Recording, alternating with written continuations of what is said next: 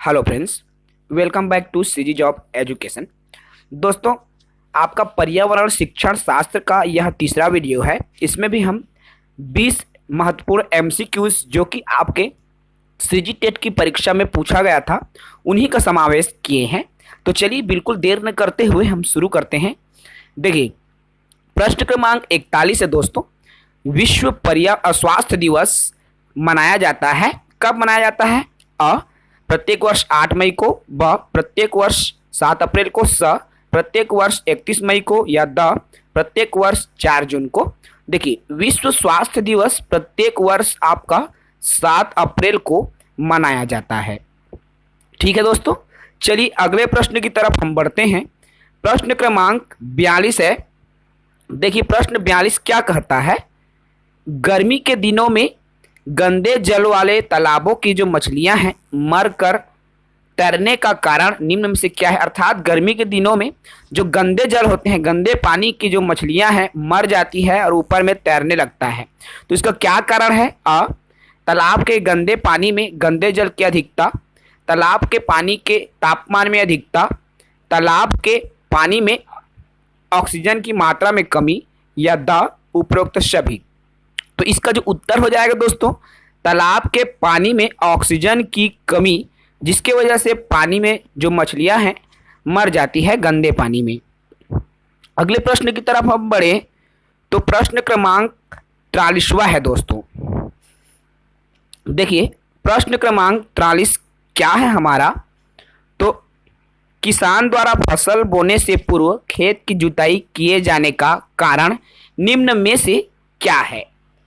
एक किसान जो है दोस्तों खेती करने से पूर्व खेत की जुताई करता है। उसका वजह क्या है, कारण क्या है?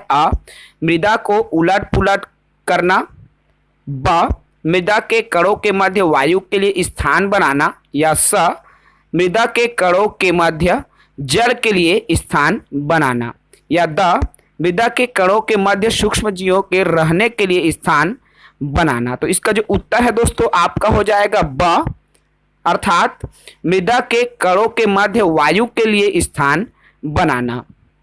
अगला प्रश्न है प्रश्न क्रमांक 44। तो देखिए, प्रश्न क्रमांक 44 क्या कहता है? सामाजिक विकास के मार्ग में बाधक तत्व है।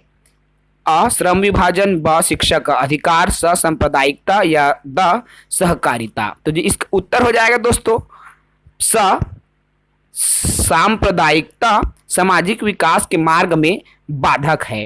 प्रश्न क्रमांक 45 है। हमारे शरीर में जो मुख्य संवेदांग है क्या क्या है? आँख, हाथ, त्वचा, दांत, हृदय, ब त्वचा, कान, आँख, नाक, जीभ, स जीभ, आँख, हाथ, पैर, हृदय, या द कान, नाक, मस्तिष्क और हृदय। तो जो इसका उत्तर है दोस्तों आपका हो जाएगा ब त्वचा, कान, आँख, नाक और जीभ, ये जो हमारे मुख्य संवेदांग है जिन्हें हम संवेदी अंग बोलते हैं। ठीक है दोस्तों। उसके बाद है प्रश्न क्रमांक 46। तो देखिए, प्रश्न क्रमांक 46 क्या है? शराब के अत्यधिक सेवन से होने वाला बीमारी है। फेफड़ों का कैंसर, ब यकृत शोथ, स एड्स, या द मधुमेह। इसका जो उत्तर हो जाएगा ब यकृत शोथ, जिसे हम हेपेटाइटिस बोलते हैं, शराब के अत्यधिक सेवन से होने वाली बीमारी है। ठीक है, तो ब हो जाएगा इसका यकृत शोथ। 47 है। शिक्षक को निम्न में से किसके आधार पर विद्यार्थी की डिस्लेक्सिया समस्या की जानकारी प्राप्त होगी? देखिए, डिस्लेक्सिया क्या है दोस्तों? पढ़ने से संबंधित कठिनाई है। ठीक है, इसका उत्तर हो जाएगा पढ़ने से संबंधित कठिनाई है, अर्थात पढ़ने से उत्तर आ जाएगा। प्रश्न क्रमांक 48 है। तो देखिए, प्रश्न 48 क्या है? निम्न में से कौन सी विधि पर्यावरण अध्ययन पढ़ाने का विधि जो है उसका अपवाद है? ठीक है, समस्या समाधान, ब सहयोगात्मक शिक्षा, स निर्देशित खोज, या द व्याख्यानों को समझाना। तो इसका जो देखिए अध्ययन पढ़ाने की विधि का अपवाद समस्या समाधान जो विधि है, ठीक है, समस्या समाधान विधि है वह पर्यावरण अध्ययन पढ़ाने की विधि का अपवाद है। ठीक है, प्रश्न क्रमांक 49 देखिए। तो 49वां प्रश्न क्या कहता है, पर्यावरण अध्ययन के शिक्षकों को, ठीक है, पर्यावरण अध्ययन के शिक्षकों को निम्न में से किस पर ध्यान देना चाहिए? अ, बच्चे के दृष्टिकोण पर, ब, अभिभावकों के विचारों पर, स, प्रयोग एवं उदाहरणों पर, या द, पुस्तकों और परीक्षाओं पर। तो पर्यावरण अध्ययन के जो शिक्षक है उसको प्रयोग और उदाहरणों पर ध्यान देना चाहिए, ठीक है। प्रयोग करें बच्चे, प्रयोग करके सीखे, उदाहरणों का उपयोग कर पाएं। प्रश्न क्रमांक 50वां है दोस्तों, निम्नलिखित में से कौन वायुमंडल में ऑक्सीजन और कार्बन डाइऑक्साइड के संतुलन में प्रमुख भूमिका निभाता है? अ, श्वसन, ब, प्रकाश संश्लेषण, स, पत्ती की संरचना, या द, ओजोन परत। इसका जो उत्तर हो जाएगा प्रकाश संश्लेषण, जो कि आपका कार्बन डाइऑक्साइड और ऑक्सीजन के संतुलन में महत्वपूर्ण भूमिका निभाता है, ठीक है। उसके बाद है आपका प्रश्न क्रमांक 51। देखिए प्रश्न 51 क्या है, प्राथमिक स्तर में निम्नलिखित में क्या सामाजिक अध्ययन पढ़ाने का उद्देश्य नहीं है? अ, अपने परिवार को समझना, ब, समाज को समझना, स, यह समझना कि समाज, देखिए बच्चा समाज का ही हिस्सा है, या द, समाज में हो रहे अपराधों का लेखा जोखा करना, ठीक है। तो सामाजिक विज्ञान अध्ययन पढ़ाने का जो उद्देश्य है, समाज में हो रहे अपराधों का लेखा जोखा करना, ये चीजें कतई नहीं आता, ठीक है। तो इसका जो उत्तर हो जाएगा द, जो कि इसका उद्देश्य नहीं है, ठीक है दोस्तों। उसके बाद में देखते हैं हम प्रश्न क्रमांक 51 के बाद में प्रश्न क्रमांक 52। तो देखिए प्रश्न 52 क्या है, निम्न में से कौन से क्रियाकलाप वनों के विनाश के लिए उत्तरदायी होते हैं? ठीक है, वन के विनाश के लिए कौन कौन से चीजें हैं, कौन कौन से बिंदु उत्तरदायी होंगे? पहला तो है खनन, बांध का निर्माण, पत्तियों और शाखों का संग्रहण कर बाजार में बेचना, या बांस से टोकरी बनाना और गिरी हुई पत्तियों के पत्तल बनाना। तो कौन विनाश के लिए उत्तरदायी है? तो इसका उत्तर हो जाएगा दोस्तों स, अर्थात पहला, दूसरा और तीसरा, ठीक है। खनन, बांध का निर्माण और पत्तियों और शाखों का संग्रह कर बाजार में बेचना। तो ये तीनों चीजें आपका वनों के विनाश के लिए प्रमुख जो कारण है, ठीक है। प्रश्न क्रमांक 53 है फ्रेंड्स। देखिए प्रश्न 53 क्या कहता है, तो अफीम अफीम, मार्फिन, मेथोडिनन आदि किसके उदाहरण है? ठीक है, तो ये तीनों चीजें किसके उदाहरण है? अ, संदमक और ट्रैंक्विलाइजर, ब, ओपिएट नार्कोटिक्स, या स, उद्दीपक और द, हेलुसिनोजेंस। तो इसका जो उत्तर हो जाएगा दोस्तों स, उद्दीपक, ठीक है। तो अफीम, मार्फिन, मेथोडिनन ये जो है उद्दीपक के उदाहरण हैं। उसके बाद है आपका प्रश्न क्रमांक 54। तो देखिए प्रदूषण मुक्त पर्यावरण बनाने के लिए बच्चों को किस बात को जानना सबसे अधिक जरूरी है या सबसे अधिक आवश्यक है? अ, अपने आसपास की स्वच्छता बनाए रखना, ब, तालाब सरोवर को दूषित होने से बचाना, स, अधिक से अधिक पेड़ लगाना और द, उपयुक्त सभी। देखिए दोस्तों पर्यावरण को संतुलन बनाए रखना है, पर्यावरण को प्रदूषण मुक्त करना है, तो आसपास को स्वस्थ रखना जरूरी है, तालाब को भी, सरोवर को भी दूषित होने से बचाना और पेड़ पौधों को भी लगाना, ये तीनों चीजें आपका इम्पोर्टेंट है। इसलिए इसका जो उत्तर है दोस्तों आपका द, उपरोक्त सभी हो जाएगा।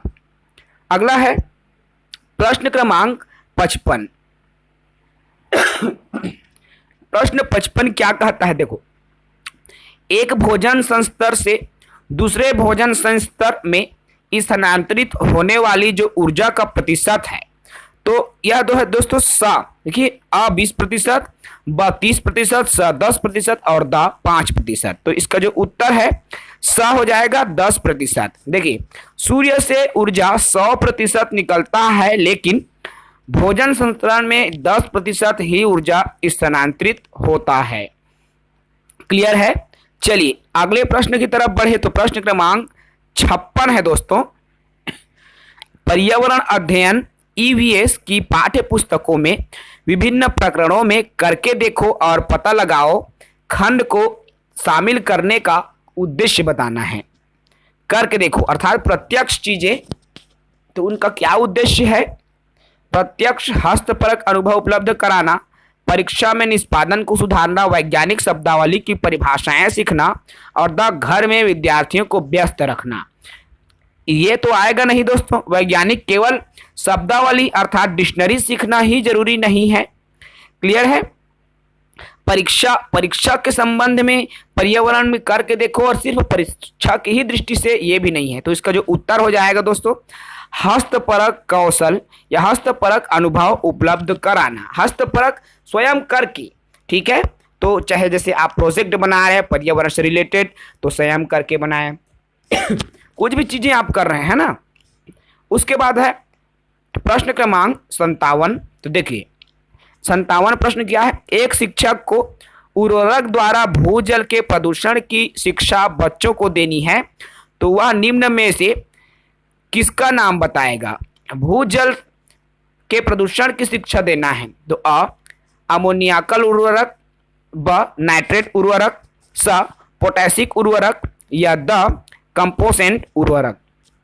तो इसका जो उत्तर है दोस्तों, देखिए नाइट्रेट उर्वरक के बारे में भूजल के प्रदूषण की शिक्षा देना है तो बताना है, क्योंकि ये चीजें जब मिट्टी में जाती है, भूजल में जाती है, तो जल को प्रदूषित करता है, भूमि को भी प्रदूषित करता है। तो इसका उत्तर हो जाएगा ब। ओके दोस्तों, अगला है प्रश्न क्रमांक 58। आकाश में तड़ित की जो घटना होती है जब दो बालक, तड़ित चालक है दोस्तों, अर्थात आकाशीय बिजली वाला घटना है ना। तो तड़ित चालक की जो घटना होती है, क्यों, इसके दो कारण बताना है। तो जब दो बादल विद्युत आवेश का आदान प्रदान करते हैं, एक दूसरे से टक्कर करते हैं, एक दूसरे का अतिव्यापन करते हैं या उपरोक्त सभी। तो जब विद्युत एक दूसरे का या एक दूसरे से जब टकराते हैं दोस्तों, है ना, तो क्या है, उसमें तड़ित चालक की घटना होती है। ठीक है, जिन्हें हम बिजली गिरना, बिजली चमकना, ये सब चीजें बोलते हैं। प्रश्न क्रमांक 59 है। सभी प्रकार के पारिस्थितिक तंत्रों के लिए ऊर्जा का जो प्रमुख स्रोत क्या है? तो अ सूर्य, ब हरे पौधे, स महासागर और द वन। तो ऊर्जा के जो स्रोत हैं दोस्तों, सूर्य है, जिसके माध्यम से सभी पारिस्थितिक तंत्र की जो क्रियाएं हैं संपन्न होती है। ओके, इसके बाद में आता है आपका अंतिम प्रश्न 60वां। ठीक है दोस्तों, अंतिम प्रश्न की तरफ हम बढ़ें तो देखिए प्रश्न क्रमांक 60। बच्चों को कहें कि वे देखें कि पक्षी अपने गर्दन को बहुत अधिक हिला सकते हैं, इसके कारण के संबंध में उनका संभावित उत्तर होगा। तो इसका जो संभावित उत्तर आ, वे उड़ सकते हैं, पक्षियों की आंखों की पुतली स्थिर होती है, स पक्षियों की आंखें छोटी होती है और द उनके कान पंखों से ढके होते हैं। इसका जो उत्तर है दोस्तों ब, पक्षियों की जो आंखों की पुतली है स्थिर होती है। ठीक है, ये हो जाएगा। इस प्रकार से हम इस वीडियो में 20 जो है इंपॉर्टेंट क्वेश्चन देखे हैं, जो कि आपका सीजी टेट पुराना में पूछा गया प्रश्न है। बिल्कुल हम कोई चीजें बाहर से नहीं उठा रहे हैं दोस्तों, आपका प्रीवियस ईयर में पूछे गए प्रश्नों को ही लिए हैं। 60 प्रश्नों का हमने देखा। नेक्स्ट वीडियो में हम 20 MCQs फिर से लाने वाले हैं, जो कि कोशिश करेंगे कल मॉर्निंग में ये जो है आपका 20 जो क्वेश्चंस हैं उसकी सीरीज आप तक उपलब्ध कराएं।